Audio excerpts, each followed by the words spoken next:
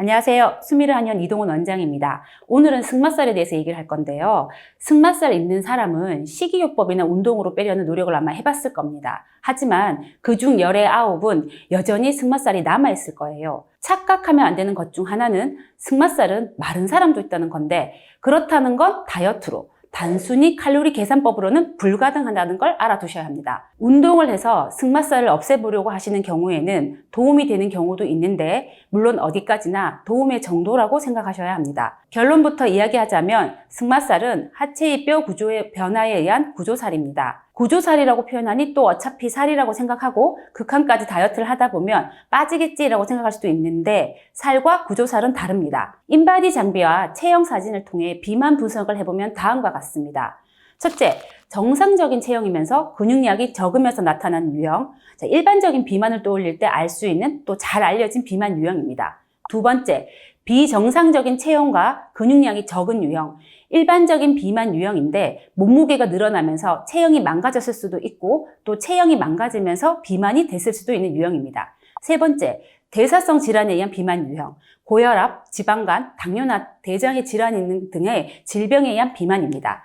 네 번째, 근육량은 정상이나 비정상적인 체형에 따른 근비대에 의해 부피가 증가되어 외형상 비만해 보이는 유형이 있습니다. 네 번째 유형이 바로 승마살이 속한 유형이라고 볼 수 있는데, 즉 체형에 의해서 따른 특정 부위의 비만이 발생하는 것은 생체 역학적인 분석이 필요합니다. 일반적으로 살이 찌는 것과는 사뭇 다르다는 것입니다. 그래서 필수적으로 설명드려야 하는 것이 바로 근비대라는 것입니다. 아니, 승마살을 얘기하는데 왜 갑자기 근육비대에 대해서 얘기합니까? 이렇게 묻는 분들도 계실 수 있습니다. 우리 몸이 비정상적인 체형으로 인해 관절의 정렬이 어긋나 있으면 관절을 안정화시키기 위해 이 주변에 있는 근육은 지속적으로 긴장 상태가 됩니다. 바로 이 근육의 지속적인 긴장 상태가 근비대나 순환장애를 일으키게 됩니다. 대표적인 부위가 상한 후부, 어깨의 이제 팔이 뒤쪽이죠. 그리고 목 뒤쪽과 등, 또 고관절 내측과 외측입니다. 이 중에서 고관절 외측과 관련된 것이 바로 승마살입니다. 정리하자면 뼈의 부정렬, 그러니까 이 틀어짐이 생기면 근비대와 순환장애를 일으키게 되는데, 승마살은 이 고관절의 부정렬에 의해서 이 주변 근육이 지속적인 근장 상태로 근비대와 함께 순환장애를 일으킨 상태로서 고관절의 부정렬이 고관절을 안정화시키려는 이 둔부와 고관절에 부착되는 자세 유지근이 지속적인 긴장이 유발돼서 근육을 비대하게 만들어 놓고 순환장애를 유발시켜 빠지지 않는 승마살이 되었다는 것입니다. 거꾸로 고관절의 부정렬에 인해서 긴장 상태를 지속 중인 근육들은 활동에 제약이 있습니다. 그러니까 찌는 것도 문제인데 활동에 제약이 걸린 근육들이 움직이질 않으니까 역으로 빠지지도 않는다는 이야기가 됩니다. 즉 고관절의 부정렬이야말로 승마살을 만들기도 하고 안 빠지게도 하는 핵심 포인트가 되는 부분인데, 이 고관절의 부정렬을 판단하려면 전체 체형과 특히 이 하체 구조를 봐야 한다는 겁니다. 복잡하죠? 지금부터 해드리는 설명에 집중해 주시면 됩니다. 승마살을 만드는 체형의 구조적인 문제. 여기서 말하는 이 전체 체형은 목, 어깨, 척추, 골반 등 체형을 판단하는 이 전체적인 걸 말하는데요.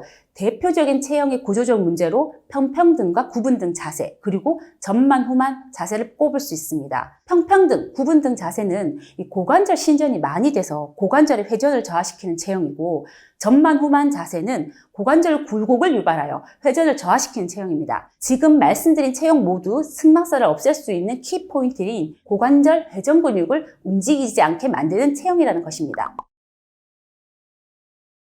자, 여기서 틀어짐은 좌우로 틀어지는 것은 물론 골반이 회전하는 것을 포함해서 복합적인 틀어짐을 의미하는 거고요.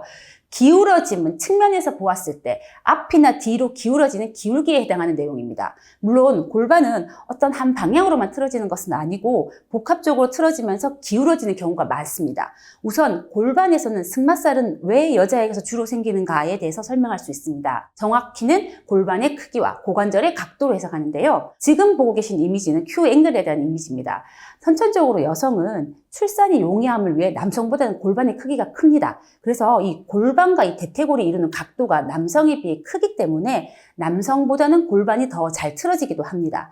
이는 이 Q 앵글의 각이 클수록 구조적인 불안함이 더 커지기 때문인데, 고관절, 무릎, 발목을 보면 위에서 아래로 중력에 의해 누르고 있는 구조이다 보니까 꺾여 있는 각도가 이렇게 클수록 삐끗하지 않고 제대로 서 있으려면 그만큼 근육의 부담이 더 크겠죠. 근육의 부담이 크다는 건 그만큼 불안정하다는 것입니다. 이 골반에 의한 영향은 바로 골반 대퇴골에 연결해 있는데, 골반 틀어짐은 대퇴골의 가동 범위, 즉 운동 범위를 바꿔놓게 되고, 대퇴골에 걸린 제약이 둥근 대퇴근막장근의 활동을 방해한다고 볼 수 있습니다. 뿐만 아니라 골반은 앞뒤 좌우로만 틀어지지 않고 다각도 X, Y, Z축으로 틀어지기 때문에 승마살이 좌우 비대칭하게 생기는 경우가 발생하기도 합니다. 그리고 또 있습니다.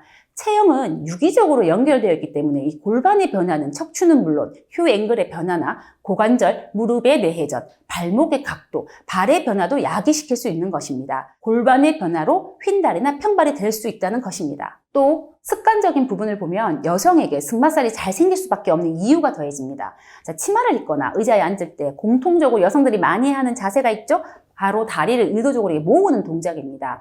다리를 이렇게 벌려하는 남성들에 비해 다리를 모으고 하는 여성들은 이 고관절의 각도가 승마살이 잘 생기도록 고관절을 내전시키고 있는 거죠. 여담으로 팔자걸음이나 쩍 벌리고 앉았거나 앞바다리를 습관적으로 하는 여성에게는 승마살이 잘 생기지 않는데, 대신 치골 돌출, Y존 돌출이라는 문제를 겪고 있을 수 있습니다. 결론적으로 골반 틀어짐, 고관절의 내회전에 의해 틀어진 구조가 승마살을 만들고 또 빠지지 않게 한다는 것입니다.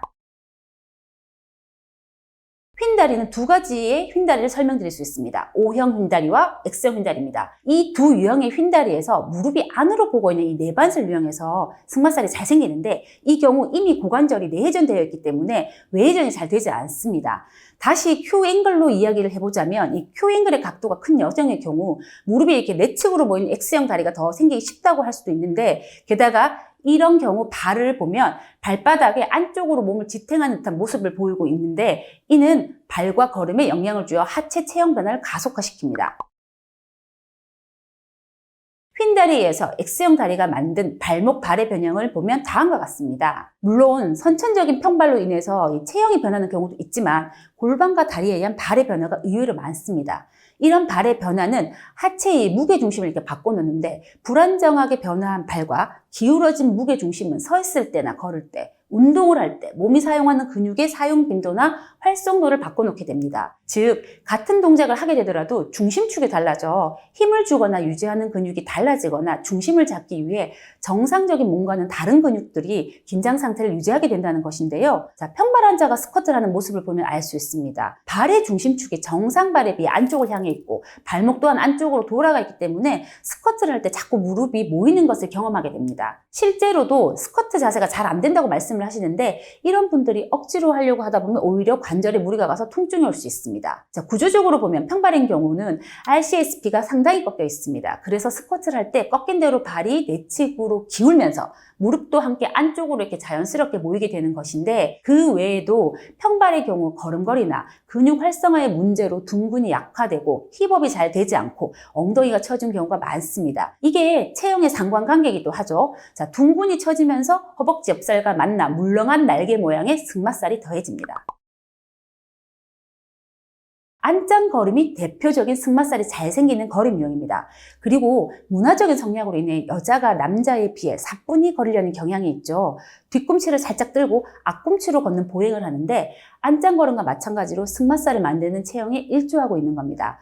그리고 체형의 문제로 인해 무게중심이 앞쪽으로 쏠린 걸음 형태와 발을 이렇게 외전시켜서 걷는 보행들은 모두 고관절의 이 외회전을 방해하는 이 걸음들이며, 동시에 무릎에 부담을 많이 주는 보행입니다. 실제로 제가 한의원에서 진찰하다 보면 이 외전 때문에 아킬레스건이 휘어있는 분들이 많습니다. 결론적으로 승마살은 체형과 하체 구조로 인해 생기는 살이고, 또 하체 구조 때문에 빠지지 않는 살입니다. 그래서 날씬해도 있을 수 있고 뚱뚱해도 없을 수 있으며 남성에 비해 여성이 많은 겁니다. 체형과 하체 구조의 부정렬에 의해서 고관절 외회전 근육이 활성화가 되지 않기 때문에 아무리 승마살을 빼는 동작이라고 알려진 것들을 해도 승마살이라고 부르는 그 복주머니 같은 모양 자체가 없어지지는 않는 겁니다. 자, 승마살이 왜 생기고 왜 빠지지 않는지를 들으면 사실 상당히 어렵게 느껴집니다. 빠지지 않을 것 같고 이대로 살아야 하나 싶은 생각도 들게 합니다. 하지만 또 쉽게 생각하면 쉽습니다. 체형의 문제로 바라보고 체형을 교정하다 보면 당연히 빠지게 될 부분이니까요. 잊지 말아야 할 것은 어떤 의학적인 도움을 받아 없앤다